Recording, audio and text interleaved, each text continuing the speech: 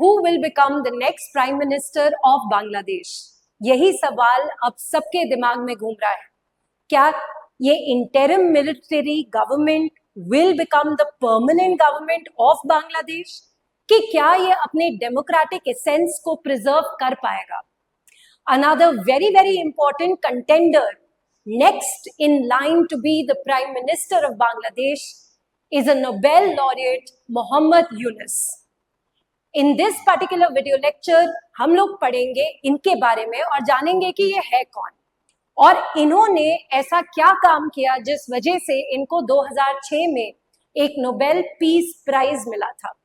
But before we go ahead, I would like to make a very important announcement.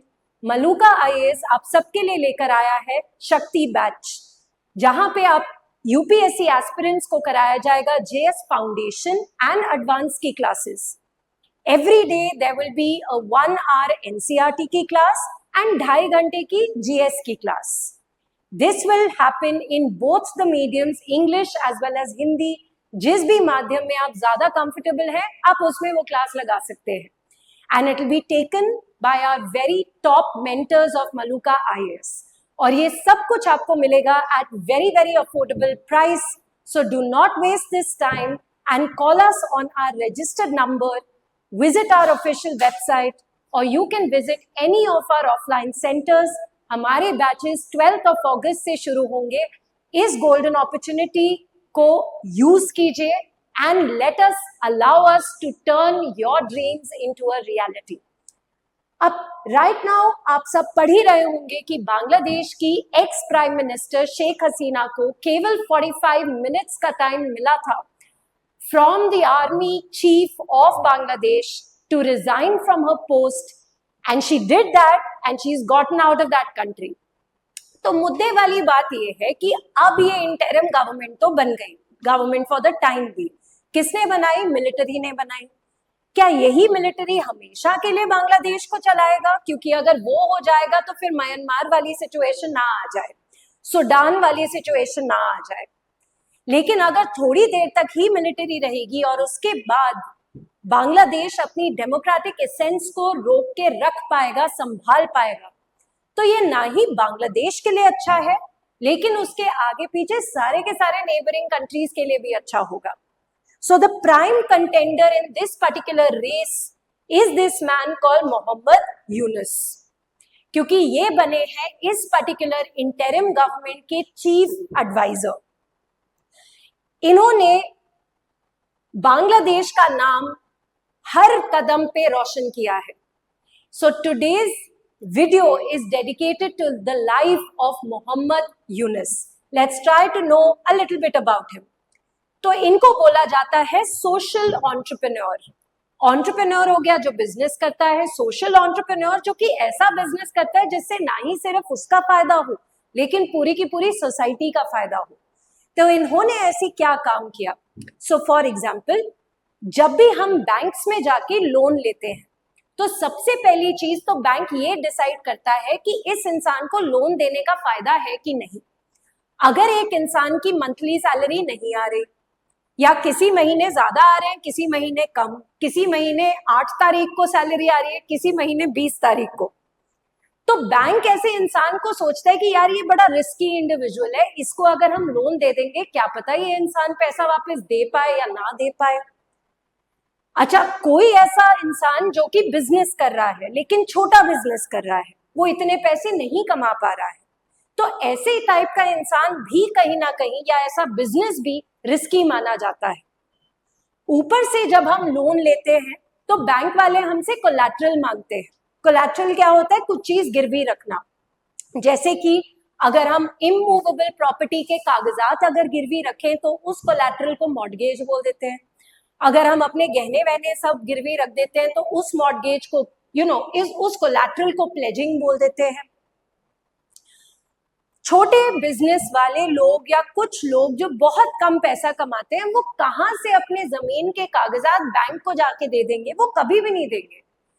और अगर वो ये collateral नहीं देंगे तो बैंक उनको लोन नहीं देगा, और जब बैंक उनको लोन नहीं देगा तो एक लेवल से ज्यादा वो कभी ग्रो कर ही नहीं पाएंगे। जैसे कि बिफोर नोइंग अबाउट हिम, अपने देश की बात करें तो प्रधानमंत्री स्वनिधि प्रोग्राम जो कि 2020 में इंट्रोड्यूस हुई थी, वो क्यों इंट्रोड्यूस हुई थी? ताकि स्ट्रीट वेंडर्स को अप टू 50,000 का लोन कोलैटरल फ्री मिल जाए। सो ऐसे टाइप की कहीं ना कहीं आइडिया का जेनेसिस किसने किया था? मोहम्मद यूनुस ने। So he came up with the concept of easy loans for small businesses, and which is why he was given the Nobel Peace Prize. Let's know a little bit about him. So the bank that he came up with, उसका नाम है ग्रामीण bank. तो जो Nobel prize था वो इनको भी मिला था और इस इंस्टीट्यूशन ग्रामीण बैंक को भी मिला था। और ये इंस्टीट्यूशन क्या करता है? छोटे छोटे बिजनेसेस के लिए लोन देता है। कुछ ऐसे लोग जो कि स्ट्रीट वेंडर्स या बहुत कम पैसा कमा रहे हैं, उनको लोन भी मिलता है प्रायोरिटी बेसिस पे, ऊपर से विदाउट एनी कोलैटरल। तो कहीं ना कहीं उस इंसान को ये नहीं लगता कि अगर मैंने जाके लोन ले लिया तो कहीं ये मेरे पूरे बिजनेस को उठा के बेच ना दे, अगर बाय चांस में पैसा नहीं वापस दे पाया तो। और इस वजह से कहीं ना कहीं ये इनकम इनइक्वालिटी का जो गैप है वो भी प्लग इन हो सकता है। So early life was this, that he was born in 1940 in Chittagong, Bangladesh. It was then under the British rule. We are all aware of that. He studied at the Dhaka University and earned his PhD from the Vanderbilt University in the United States. As I've told you, in the year 2000, both the man as well as his creation received the Nobel Peace Prize, right? Which is the Grameen Bank and Mohammed Yunus. And this is because ना ही सिर्फ इन्होंने economic development की बात की है, साथ ही साथ इन्होंने सोशल जस्टिस और सोशल डेवलपमेंट की ओर भी एक कदम उठाया है। कॉन्ट्रीब्यूशंस कौन सी? सो जैसे कि ही फाउंडेड द ग्रामीण bank, like I told you, poor people could get a loan without getting any collateral. ये इनोवेटिव चीज थी क्योंकि पहले के टाइम पे किसी ने ऐसा कुछ सोचा ही नहीं था। और कहीं ना कहीं ट्रिकल डाउन इफेक्ट हमेशा होता है। मैं ये नहीं कह रही कि हमारे देश में प्रायोरिटी सेक्टर लेंडिंग नहीं था, पर माइक्रो फाइनेंस का कॉन्सेप्ट हमारे देश में भी थोड़ी लेट आया है, राइट? एंड सो ये इस इनोवेटिव आइडिया की वजह से कहीं ना कहीं इनको ये नोबेल पीस प्राइज भी मिला और इनको काफी ज्यादा पॉपुलैरिटी और प्यार मिलता है from the people of Bangladesh. In fact, when Sheikh Hasina left Bangladesh, he was somebody who was publicly talking about it, talking to the students जो कि protest पे बैठे थे, और उन्होंने कहीं ना कहीं students को ये भी बोला है that yes, if you are upset at the administration, हाँ violence नहीं करना है, लेकिन कहीं ना कहीं आवाज उठानी जायज भी है, right? So high repayment rate and success in empowering individuals and their small businesses. Nobel peace prize 2006 में मिला, जैसे कि मैंने आपको बताया, और ये इस वजह से क्योंकि ना ही सिर्फ इन्होंने बांग्लादेश की इकोनॉमी में एक महत्वपूर्ण स्टेप लिया, बट इसी वजह से इसका ट्रिकल डाउन इफेक्ट बहुत सारे डिफरेंट देशों में भी देखा जा रहा है। सोशल बिजनेस का कॉन्सेप्ट, इससे पहले किसी ने भी बिजनेस को सोशल डेवलपमेंट के साथ नहीं जोड़ा था।